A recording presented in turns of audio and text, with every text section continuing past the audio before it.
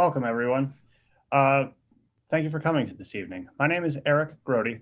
I'm the director of the Goldring Arts, Journalism, and Communications program here at the Newhouse School. Before I begin our evening with Alex Ross, I'd first like to acknowledge with respect the Onondaga Nation, fire keepers of the Haudenosaunee, the indigenous people on whose ancestral lands Syracuse University now stands. Just a very quick introduction first of myself and the program. The Goldring program is a one-year master's program here at Newhouse. We're in our 16th year. You can see in the behind me some of the posters of people we've invited to speak with us in the past. This is all thanks to the continued generosity of Lola Goldring, who's a wonderful woman and a longtime lover of the opera and classical music in general. It's our honor to speak tonight with Alex Ross. Alex Ross has been the music critic of The New Yorker since 1996. His first book, 2007's The Rest is Noise, Listening to the 20th Century, won a National Book Critics Circle Award, the Guardian First Book Award. It was a finalist for the Pulitzer Prize. That book was followed by an essay collection called Listen to This, and that was followed by his third book, which was published last month and which we'll be discussing tonight, Wagnerism, Art and Politics in the Shadow of Music. Alex has received the George Peabody Medal, an Arts and Letters Award from the American Academy of Arts and Letters, a Guggenheim Fellowship, and a MacArthur Fellowship. And he has also been a longtime friend of and advocate for the Goldring program, which we're grateful for, and we're thrilled to host him tonight. Welcome, Alex. Oh, great to be here. Great to see you, Eric. You as well. So just to be clear, before I start, I think it probably bears explaining a little bit that Wagnerism is not a biography of Richard Wagner. As I was reading it, and I was riveted by every page of it, but I kept thinking of the epilogues of biographies I've read in the past, where it says, while so-and-so is dead, her legacy lives on through this and that and the other thing. Wagnerism is a bit like the greatest, longest epilogue ever written, which sort of seems in keeping with the Wagnerian heft. You write very movingly near the end of the book about your own, what you call your passionate ambivalence toward Wagner. And I think you're hardly alone with that set of emotions connected to him. So I guess my question is, when and how did you decide to focus on Wagner's impact in all its different realms, for better and for worse, as opposed to the composer himself? Right. It is unusual in that way, in that sort of Wagner's present on every page and sort of looming over everything, but it's not actually about him. And he keels over dead on the second page of the book. I began the book with a description of the reaction to his death in Venice in 1883. And so it sort of proceeds on from there. I do have a fair amount of the book, especially in the early chapters, going over substantial events in his life and sort of giving background to his major works. But really the dominant theme of the book is how other people listened to Wagner or reacted to his ideas and how that informed their work, mainly in the arts, really preponderantly in literature of the late 19th and early 20th centuries, but many other cultural fields as well. And then I branch more broadly into questions of intellectual life, philosophy, social trends, broader kind of popular cultural trends, and politics, of course, going straight up to the present day. And it's just sort of astonishing how widespread Wagner's presence was, especially around the turn of the last century, around the years around 1900. And why I wanted to do this was not so much because Wagner was this absolutely overriding obsession of mine.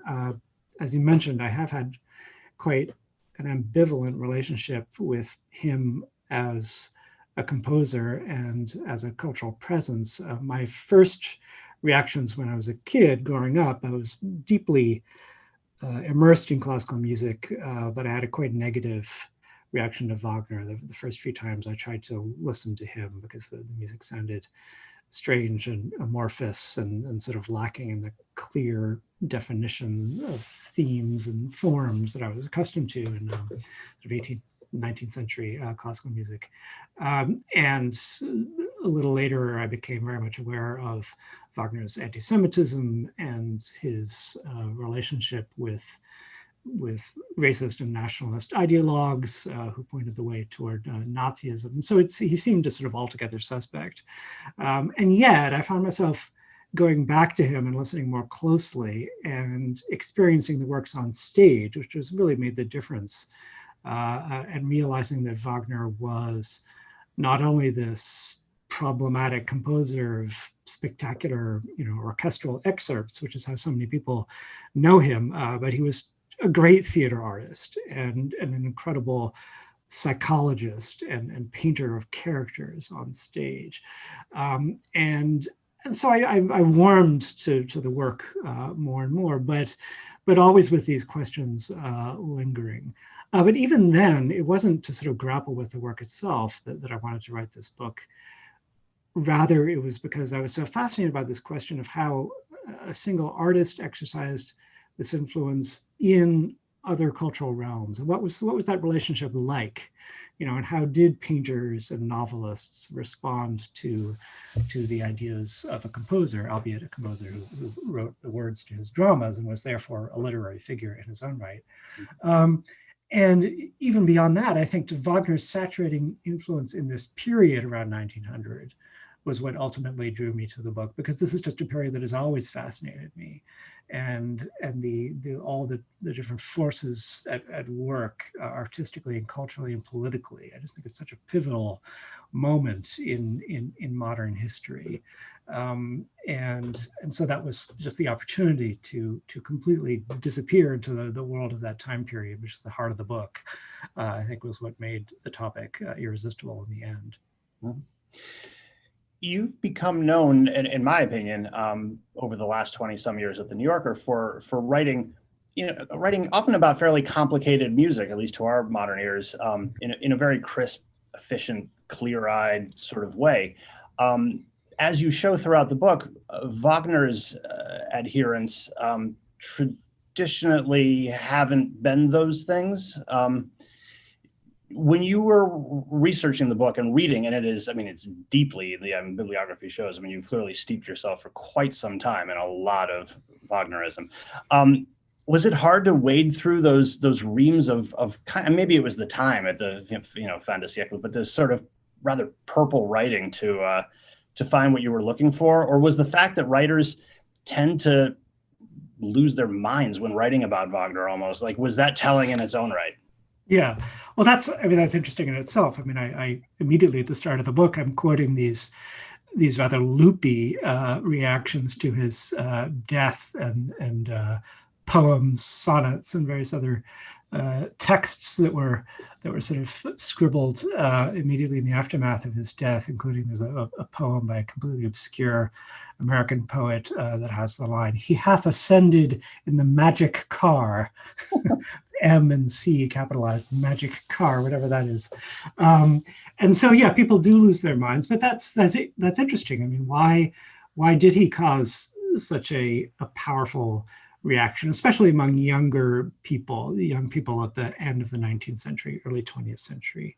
And what was that about? Why did Wagner sort of appear to be a kind of a savior or a world redeemer or sort of revolutionary in artistic terms, who would also sort of bring about this revolution in political terms? And I think that's that pointed up a yearning in this period for art to step in and play a grandiose role that had previously fallen, I think, really to religion. And I think it was sort of as religious devotion and the sort of the institutions of the church slipped their grip on the populace to some degree over the course of the 19th century, and this progressive secularization and along with the modernization and industrialization and all the other forces at work in the 19th century, there was this longing for some sort of higher sphere to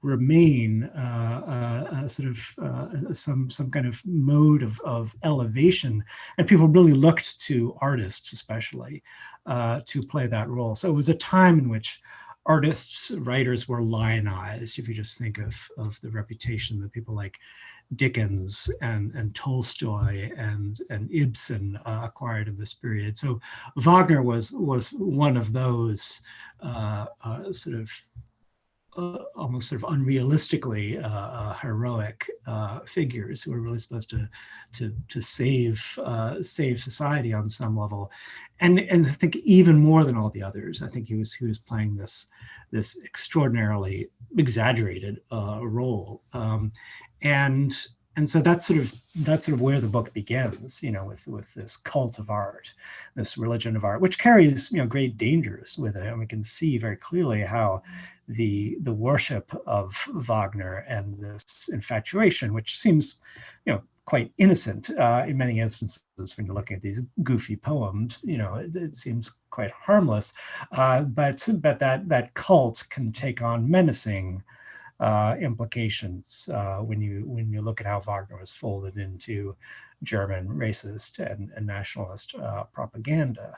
And I think it's always dangerous to worship art, no matter how much we love it and appreciate it. We need to see it in human terms and not in divine terms, because art is a product of our species, which is never innocent in its motivations.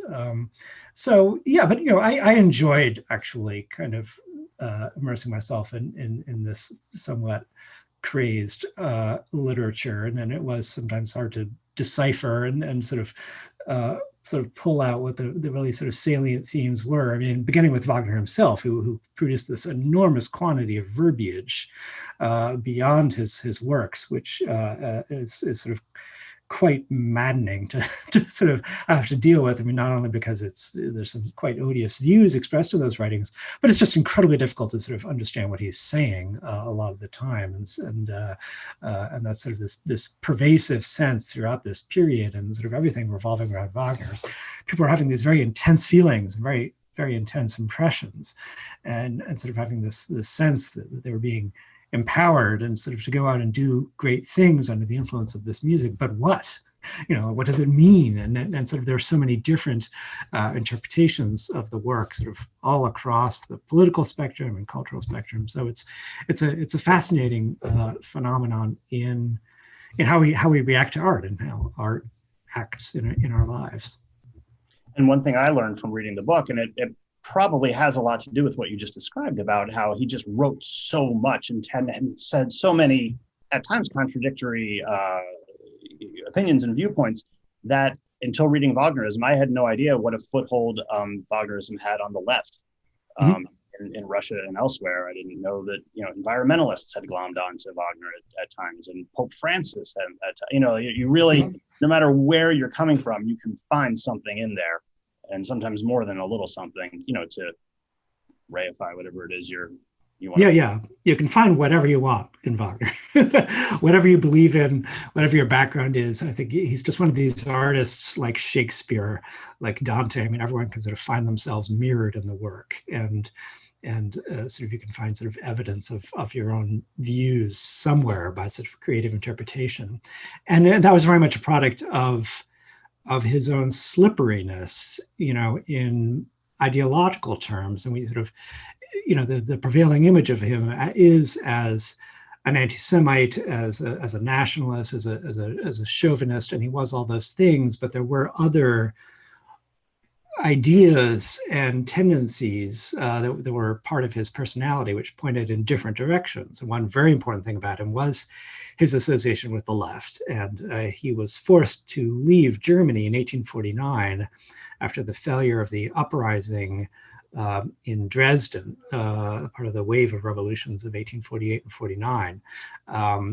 He fled and would have faced potentially a death sentence if he had remained. And so he remained in exile for more than 10 years from Germany. And ever after, he had this reputation as a revolutionary, and sort of one leftist thinker and artist after another, George Bernard Shaw was perhaps the most important example, saw him as a conduit for revolutionary ideas and for leftist ideas. And that persisted well into the 20th century. And so you had Wagner being treated as a kind of heroic prophetic figure in the early Soviet Union, in the Bolshevik years before the regime put a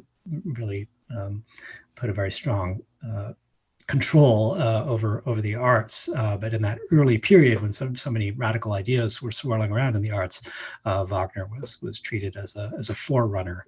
And then in the Nazi period, Hitler and the Nazis were able to make such a powerful claim on Wagner that they sort of more or less took possession of him from then on. And this emerges sort of ultimately as the problem of the book. How did this happen, and what does it mean, and sort of how should we sort of come to terms with the fact that Hitler was so successful in appropriating Wagner. And so that's the question on so many people's minds now. Whenever his name arises, whenever I would tell people I was working on this book about Wagner, I would get this reaction, and it's like, oh, and people would become wary. So this is the reputation. This is sort of the one thing that everyone knows about Wagner now. He was Hitler's favorite composer, and there definitely is a purpose behind the book to complicate that picture without at all effacing that central fact. Which one of the things I really was curious to ask you about, the book chronicles so much how Wagner's fingerprints are all over James Joyce and Virginia Woolf and T.S. Eliot and W.E.B. Du Bois. I mean, they're on Hilma af Klint's and Cezanne's and Kandinsky's artwork, and Shaw and Brecht's plays, and the Matrix trilogies. And, there's all of this Western culture, not just Western, but, he's ever present in the culture we consume. And then his fingerprints are all over the Nazi party and the Nazi ideologies. And you would describe it at one point, I think you call him the chief cultural ornament of the most destructive political regime in history. So I guess my question is, as you're writing this book, how conscious were you of trying to balance one side of that ledger, the Ulysses and the Wasteland, with Nazism? Yeah, well, that was a constant question at every point writing the book. I was seeking this balance and not letting one side or another of that complicated equation hold sway in a sense. And there's long stretches, I think, especially in the early parts of the book, where I'm paying attention to all of these phenomena which really lie outside that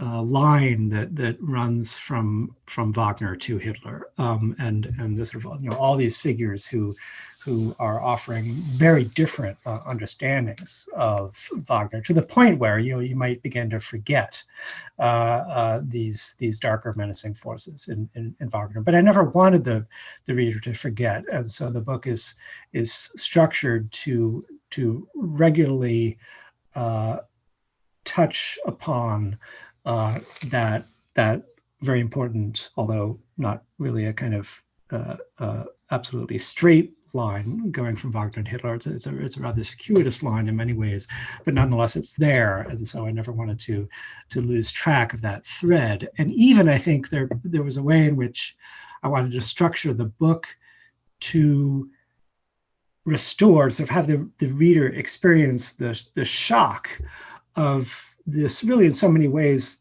magnificent and many-sided and all-embracing artist being revealed as an ornament of propaganda, being revealed as a vehicle of hateful ideas.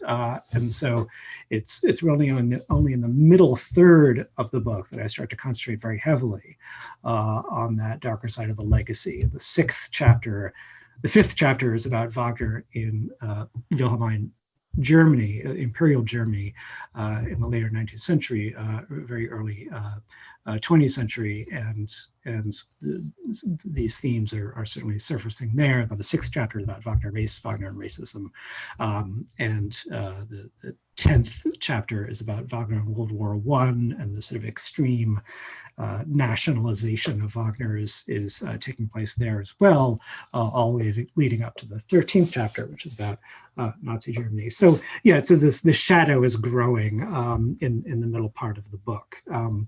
And as I was working on the book, I experienced this shock myself, this dismay, this crushing dismay that when I arrived at those later chapters, and especially at the Nazi chapter, and seeing how this splendidly capacious figure, his ideological reach is narrowed, and Wagner himself absolutely bears responsibility for that process, for the fact that happened. It wasn't a kind of nasty accident that happened to him by any means. He participated in that ideological narrowing, and so that's a very complicated process. And I think there's just no simple way to put it, but the closest that I found in terms of an articulation of what was going on is this marvelous formulation in the writings of Thomas Mann, who was the greatest Wagnerian in so many ways, because he was so passionate about the subject, but also so wary and so alert to all of these darker implications in Wagner, and never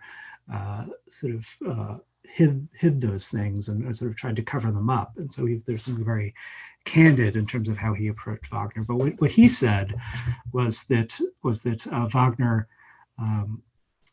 lent a handle to his own misuse, and so he was misused. And sort of how Wagner was pictured in Nazi Germany was a distortion of the works themselves. There were many aspects of Wagner that had to be covered up to make him a convenient propaganda symbol. But at the same time, the racism, the chauvinism, the nationalism helped that process along. And so Wagner's weaknesses and flaws enabled ultimately his own misuse in Nazi Germany. And one thing that fascinated me about the book was that there was this period, this sort of liminal time where Wagner could be successfully appropriated by the right and by the Nazi regime. And then there were these countervailing forces at the time of people trying to kind of rescue him from that. And obviously it's clear now who sort of won that battle in the grand scheme of things. But I mean, it was very contentious within the political landscape. Yeah, absolutely. I mean, Thomas Mann was one of those people who were trying to rescue Wagner, and he wrote this extraordinary essay in 1933, which was also, he delivered it as a lecture, The Sorrows and Grandeur of Richard Wagner. And it presents such a complicated picture of Wagner and his personality, and he carefully emphasizes Wagner's leftism, also his rather bohemian and decadent tendencies, and there's a certain ambiguity in terms of Wagner's sexuality, or sort of almost his gender identity, his fondness for wrapping himself in soft silken fabrics. And so Mann brought all that up as a way of casting an image of Wagner in opposition to the Nazi image. And he went so far as to say, if Wagner were alive today, he would be labeled a cultural Bolshevist, a cultural Bolshevist, cultural Bolshevik, which was, of course, the phrase that the Nazis threw at left-wing artists and radical artists and the avant-garde and Jewish artists. And so that was a provocation on his part, but also a sincere attempt to sort of reassert, all those other sides of Wagner that the Nazis were obscuring. And the extraordinary thing is that he left Germany in early February 1933 to deliver that lecture in Amsterdam and also Brussels and Paris. And he never came back to Germany as a citizen. He visited Germany briefly after World War II, but he never returned to live in Germany. And so that Wagner lecture tour became an exile, because in the course of that tour, it became evident that it would be dangerous for Mann to go back to Germany because of his writings and his known opposition to the regime, and not least that characterization of Wagner in that essay stirred up a great deal of anger on the part of the Nazis and their cultural sympathizers. And I remember you pointing out in the book that while he was still doing the tour, he was getting these increasingly less and less subtle notes from his family saying, like, the weather's a little rough around here right now, which he finally was like, don't come back. Like, it was Mann was quite stubborn about that, and he didn't get the message. So he gave the lectures, and then he was on vacation in Switzerland. He just wasn't getting the code. He was saying, "Oh, the weather's bad here too. I don't mind. I'll sort of come home." And eventually they said straight out, even though people could have been listening to the telephone, don't come home. And he never did. And so it's just a striking fact that Mann went into exile while speaking about Wagner and trying to present this alternative image of Wagner. So, clearly Wagner's been on your mind for quite a while, and I've enjoyed over the years reading some of the New Yorker pieces that were, seedlings for, some of the book. Back in 2012, when you wrote in the New Yorker about this ongoing issue of performing Wagner in Israel and how that has gone over or not gone over, you wrote at the time, to hold Wagner in some way responsible for Hitler trivializes a hugely complicated historical situation. In a sense, it takes the rest of Western civilization off the hook. I noticed that near the end of the book, you reiterate this idea with some slight variations.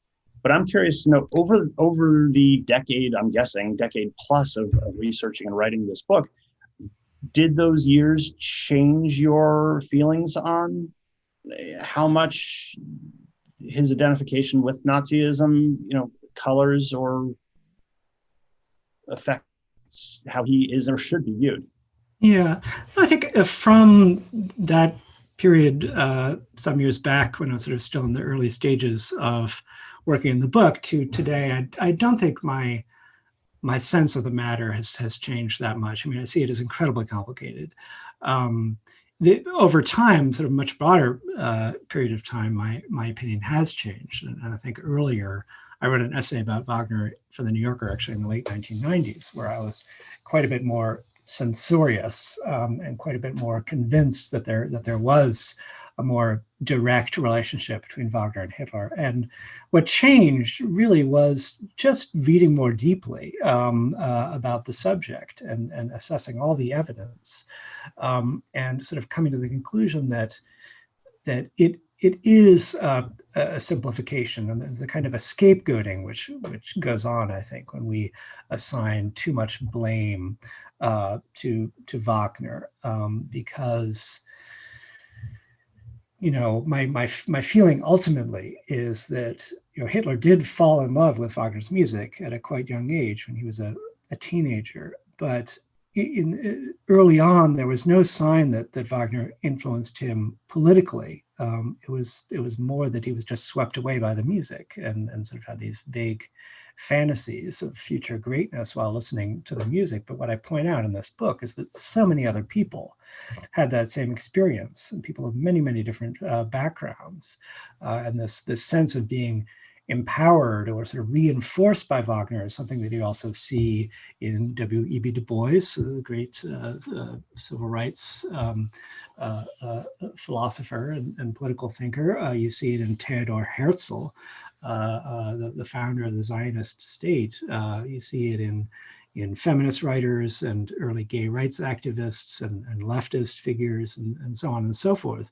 And so there was nothing particularly remarkable about that experience that Hitler had as a young man being swept away by music. And the political radicalization took place rather later. It took place at the end of the First World War and during the chaos that followed the First World War in Germany. And that's suddenly where you see Hitler's political views sort of coming into focus and him emerging as this violent anti-Semite and as this extreme nationalist and also this vehement opponent of communism, Bolshevism.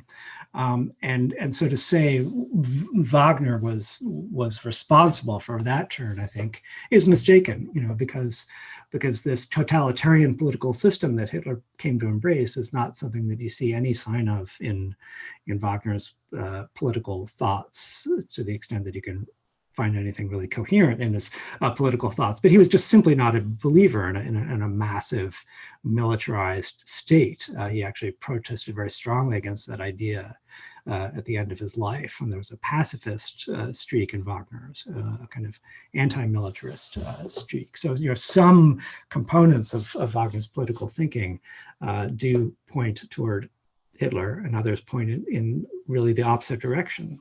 And so any political appropriation of Wagner is going to have to reject some or another part of of that complicated political makeup. And so, that's where I sort of just thinking more deeply about that, I decided that we just can't see it as a simple step, from Wagner to Hitler. There were so many other forces, historical forces, political forces at work in shaping Hitler and all his supporters and the whole mentality of the German nation that went along ultimately with Hitler with a great deal of enthusiasm. And so, yeah, I don't have a tidy answer to this question. Wagner played a role in Hitler's life and in his thinking, and he played a role in Nazi culture and Nazi politics. I would not say that he played ultimately a really dominant role, especially in political terms. One book that was very influential on the Nazis, especially in the early years on Hitler and Goebbels, was Henry Ford's The International Jew. And Hitler spoke very approvingly of Henry Ford's anti-Semitism. Ford was quoted. Wagner was not quoted by Hitler on the subject of the Jews. And so you could argue that on this specific question, Henry Ford was more important than Wagner in the shaping of Hitler's odious racial ideas. And so much of how we think of this now is shaped by culture. And, for decades now, there's been shorthand. And, if you show a sadistic Nazi in a movie, typically they put a little Wagner on the Victrola before they, do whatever they're doing. But as you point out in the book, Bayreuth, which was where the festival that was sort of like the Mecca to see Wagner's operas performed, Hitler kept it open, but he also essentially had to paper the house. I mean, he had to basically drag people kicking and screaming there, and then they would try and just sell their tickets to. I mean, it wasn't as pervasive within Nazism as I had been led to believe.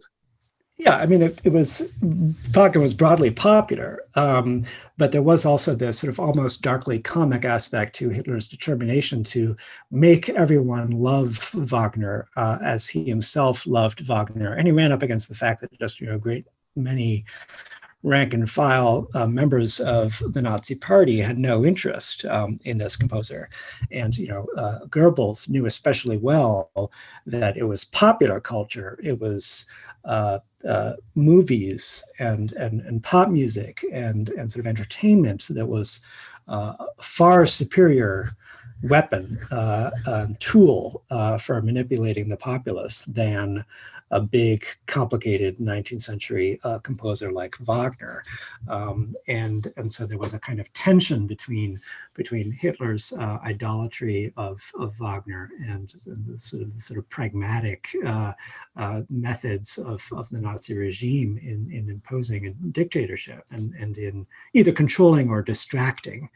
Distracting the populace was also a very important mission, especially when the war began.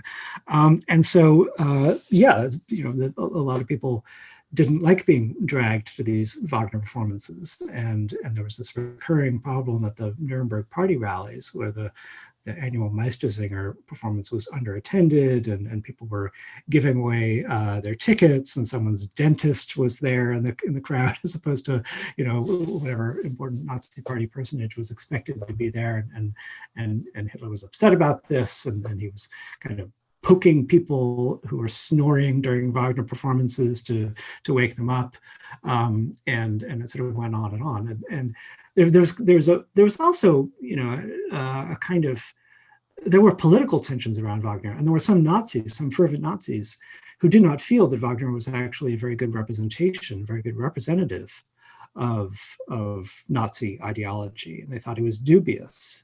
They thought he was decadent. That side of Wagner's personality that Thomas Mann talked about, the sort of somewhat sexually ambiguous aspect of Wagner was suspect in their eyes.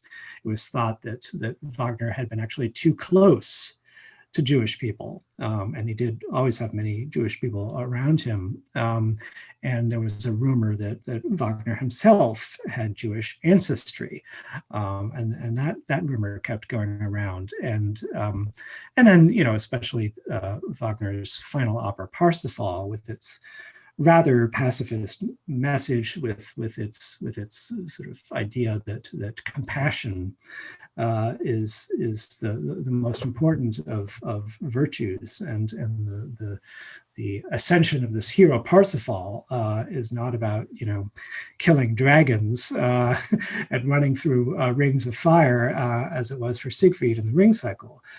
It's about finding compassion, and that was not a useful message, especially when the war began. And Parsifal was not banned, as some people have claimed, but it was definitely not. It was seen as problematic, and so there were questions about sort of Wagner's political usefulness in Nazi Germany, and that's interesting to observe. You don't want to overemphasize that, because at the same time, Meistersinger was this rousing nationalist spectacle and pageant, which could be used very easily for propaganda. But there was a tension. There was a sense in which, sort of Wagner just could not be so easily sort of slotted into the general panoply of Nazi culture. Mm-hmm. Mm-hmm. So my background is as a theater writer, and so my ears definitely perked up when we got to, I can't remember which chapter it was, but it's when Bayreuth finally starts seeing people like Edward Gordon Craig and Adolf Appia and Isadora Duncan, although Duncan did make one appearance at Bayreuth. It was kind of a rather underwhelming appearance, but she did make it there. But you had these people that I think of as this Mount Rushmore of these visionary artists and impresarios and designers, coming out to Bayreuth and offering their services and basically being told, thanks, but no thanks. Like that's pushing the envelope a little bit for what we're right at this point. And that's changed obviously, but and it made me think of the playwright Edward Albee, who's very iconoclastic and broke a lot of molds, and told directors when they wanted to direct his plays, you can do whatever you want as long as it ends up exactly how I would have done. Mm-hmm. So, I think there's often this tension between these people, these very pioneering, visionary artists, and the kind of reactionary state or the apparatus that sort of assembles around them. Wagner, who's literally said, make something new.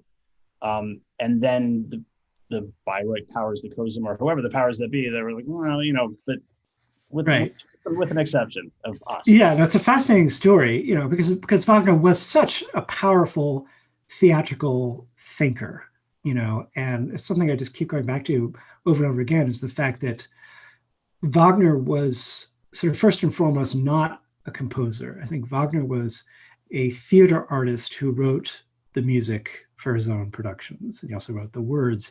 But he directed the productions. He had very definite ideas about the scenic design, and then he shaped the design of the theater that was built at Bayreuth for the opening of his festival in 1876, the Festspielhaus, which was a very striking design, rather unusual for the period, in which the seats sort of follow a kind of amphitheater sort of layout, and each seat is pointing directly to the stage from various angles. It's a kind of a sector of an amphitheater, and these double proscenia, sort of this proscenium structure that defines the stage so closely and kind of just trains your gaze toward the stage. And this was very different from the kind of older standard design of opera houses, where you had this horseshoe shape of seats and boxes, and the seats and the boxes on sort of either side of the horseshoe would be sort of facing each other, rather than the stage. And the idea was sort of people were there to sort of look at the audience as much as to sort of look at the stage, and Wagner would have none of that. It was the theater itself, it was the drama that mattered. Everyone had to be looking at it. He was also very opposed to this kind of stratified theater audience where the very wealthy were on display. That didn't interest him. He envisioned his work as sort of appealing to all people of all backgrounds. And the original idea he had for Bayreuth was that it would be free, and so that so anyone could come. That didn't prove practical, but it was his ideal. And so just a real theatrical visionary in a lot of ways. And yet, when it came to scenic design, he was not very adventurous. And the early productions of Bayreuth were rather cluttered with naturalistic kind of sets and backdrops and sort of all these sort of very standard props, the spears and the Valkyries on their mechanized horses and the Rhine maidens, and so it wasn't very striking stuff in visual terms. How his views might have evolved if he'd lived longer. He died at the age of 69 in 1883, just before some of this really more daring theatrical thinking, sort of pointing toward the modernist theater, sort of started coming into view. Perhaps he would have been interested in it, perhaps not. It's very hard to say. Cosima, his wife, his widow, who took over the festival after his death and really made it into the institution that it remains today, because it really struggled when Wagner himself was in charge. There were only 2 festivals in 1876 and 1882, and there were enormous financial problems. And Cosima was a brilliant organizer, a brilliant administrator, and she really made that festival work in directorial terms. And she also directed, all the productions. She was very conservative for the most part, and she really wanted to stay with Wagner's designs, and then so she was just opposed to any kind of change. And I think she was actually really imposing her idea of what her husband had thought in many ways. I mean, she was a very strong and kind of assertive figure in a lot of ways. But this Bayreuth style fell into place.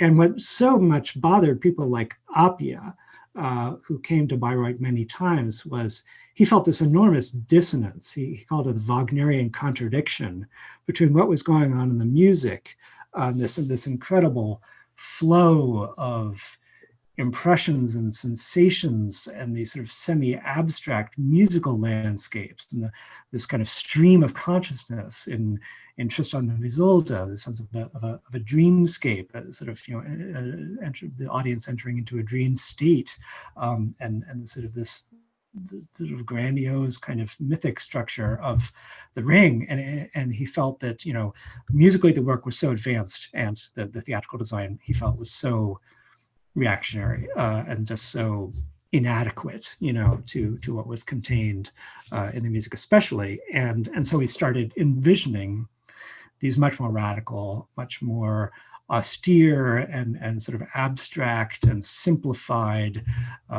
stage designs. And he talked a lot about lighting, and sort of, lighting would be just even more important than sets in terms of establishing moods and atmosphere.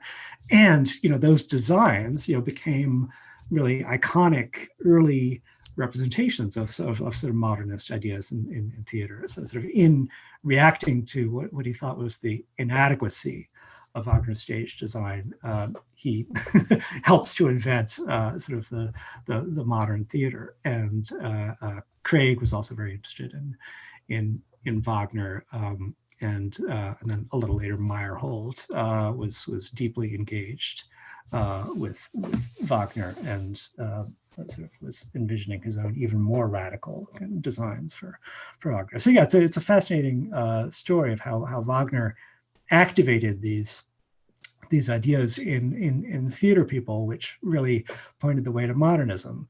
And you see the same thing in modernist literature. And it's the same kind of reaction and rejection, but also sort of this appropriation and kind of manipulation of Wagnerian ideas in Joyce, in Proust, in Virginia Woolf, T.S. Eliot, and a number of others.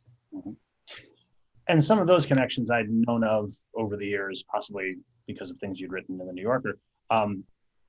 But the one this was a deep cut that I figured I would be remiss if I didn't ask you. I learned in this book of the connection between Wagner and Laughing Cow Cheese, which that was a new one for me. Yeah, I actually myself am not personally acquainted with this cheese. I think maybe I've had it on a sort of European trip, but yeah, the Vashkari cheese remains very famous. And what happened was during World War I, there was I think it was a meat trucks that were sort of going to the front, carrying meat for the soldiers, and a designer, illustrator named Benjamin Rabier came up with this image of a cow, a laughing cow, that was emblazoned on the trucks, and it was a swipe, it was a sort of sardonic thrust at the Germans and at German propaganda, because in this period, there were all these kind of Wagner references, and the military operations were given Wagnerian names, and the Siegfried line was the sort of major line of German fortifications, and the Kaiser was depicted as this kind of Wagnerian figure, and so the Rabier and the French were mocking that tendency among the Germans. And it's a pun. Vashkari is the cow that laughs, Vashkari. But it's this play on Valkyrie, Vashkari. And so it's basically this sort of equating this laughing cow with the Valkyrie, with the sort of symbol of German military might and daring, and so yeah, it was a kind of happenstance sort of little propaganda gesture, which took on a life of its own as that laughing cow became the trademark, the sort of symbol of this famous cheese, which is still produced today. Hearing you just do, and I see there are some questions that have come in from attendees, which I'd like to get to, but I did want to mention that hearing you have a go at French and German and various things just over this hour, I probably read 85% or so of Wagnerism and listened to maybe 15% of it. And occasionally would go back onto Audible, moving the bookmark back and forth, just to hear how some of these things are pronounced. For you, which was a more Wagnerian feat, writing 660 pages or reading 28 hours? That was an exhausting experience. I'd read my own book for an audiobook one other time with Listen to This. And that was a much shorter book, and yet that was exhausting experience, sort of 3 days straight. Everyone says this. Everyone who records an audiobook says it's just unexpectedly kind of one of the most physically demanding things that they've done in their life, because sort of this mental concentration, not wanting to slip up, not wanting to mispronounce anything. It's a physical exertion to talk for hour after hour. And there's sort of this strange kind of relationship that you've developed with your own prose, with your own writing, where you just get sick of it after a while. So you're trapped inside your own kind of, words. So it took 6.5 days. And yeah, there are many languages or names in many different languages in this book, and sort of some big mouthfuls that I had to take on. I studied French in high school, and I've continued to read it today, but my spoken French is doesn't get that much of a workout. So that was a test. And the German, I did not study German when I was young, but I've picked up German over the years, and actually have a German tutor, or German teacher, who I've been working with for the past few years, and so I think my pronunciation is maybe a little more secure, but it's just a challenge to sort of jump into one of these languages all of a sudden, then just have to jump back out. So that was an undertaking, but I really wanted to do it because I actually had fun with a lot of it. And I think hopefully people will find amusing sections of the book, as well as sort of dark and foreboding and complex sections. And a couple of times I actually just kind of burst out laughing in the middle of reading the text, because there's these moments that are just so absurd. I think the major breakdown happened when I was talking about the Rosicrucian occult playwright and impresario Josephin Péladan, and the absolutely insane, plot summaries of his novels, which are sort of beyond description, with sort of Wagner playing in the background. And that had like the 2-horned beard, right? That was among the ones that had the. Yeah, I think the beard took various forms over the years, but yeah, that was So he was this incredible figure, and so yeah, I had fun with it as well, and I hope people will feel the same as they read. I have a few questions here from people that I was hoping to get to. Here's one. You have compelling sections on gay Wagnerism in the book that deal especially with the turn of the 20th century. Would you say that Wagner's works, I have not had a German tutor, that Wagner's works also lend themselves to a camp sensibility in the later 20th century and beyond, maybe he mentions Listomania or elsewhere? Mm-hmm. Yeah, that's a fascinating relationship, and I definitely wasn't the first to write about it. And there's this wonderful book by Lawrence Dreyfus called Wagner and the Erotic Impulse, which went over a lot of territory, which I think is surprising to people. I think people associate with Wagner with some kind of hyper masculine kind of stance. And, one of the immediate associations everyone makes with Wagner is the Ride of the Valkyries in Apocalypse Now, and the idea that the music is sort of kind of goes with sort of these sort of masculine poses and sort of military stances. But there was this side of Wagner that sort of tended toward a kind of androgyny, and I mentioned his fondness for these silken garments. And there were gay people around Wagner, and he was accepting of them. And sort of, by the standards of the time, I think he was quite progressive in his attitudes toward gay people. And what he said to Cosima Wagner once, when she was making sort of dismissive remarks about one of their gay friends, he said, "It is something for which I have understanding, but no inclination." And so that was this very accepting stance. And after his death, Bayreuth became a place where gay people, gay men and lesbians were comfortable. It had a reputation as this kind of place where you could go and just sort of loosen up a little bit and be a little more expressive of who you were. And Magnus Hirschfeld, the great German gay rights pioneer and also sexologist or theorist of sexuality, remarked on that remarked on Bayreuth's reputation. And there were many, many gay people who developed a fondness for Wagner. It almost became a kind of code, you know. There's a wonderful questionnaire that went around, I think 1908 was the date, sort of a whole bunch of things that a young person could ask himself or herself if, you know, questioning one's sexual identity and perhaps identifying oneself as an Urning in the language of the time. And one of them was, are you peculiarly fond of Wagner? So this was sort of a telltale sign, you know, the way today it might be, you know. Whatever it would be today, I'm losing track.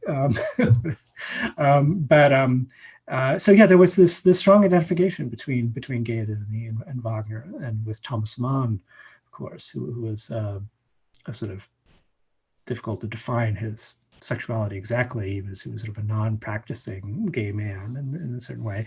But you know, Death in Venice is a story you know, just sort of saturated in Wagner, and that kind of collision of gayness and Wagner is visible at other points in his work, very much in Proust. And yeah, and sort of getting into the late 20th century, Wagner does become a kind of camp symbol, just sort of the way so much of opera, you know, becomes a sort of symbol of emotional theatrical excess that sort of lends itself to sort of a gay camp sensibility. So yeah, Listomania is just a fantastic film. I absolutely love Listomania. It's completely absurd, but it's also quite pointed in terms of it's built on a very detailed knowledge of the life of Liszt and Wagner and Nietzsche and all the others, even if all these people are treated in this totally absurd way. And I think that persists today as well. The sense that there is something a little bit gay about Wagner in the end. I just looked up in the index. The index is very thorough. However, it does not have Mineshaft in there. Mineshaft.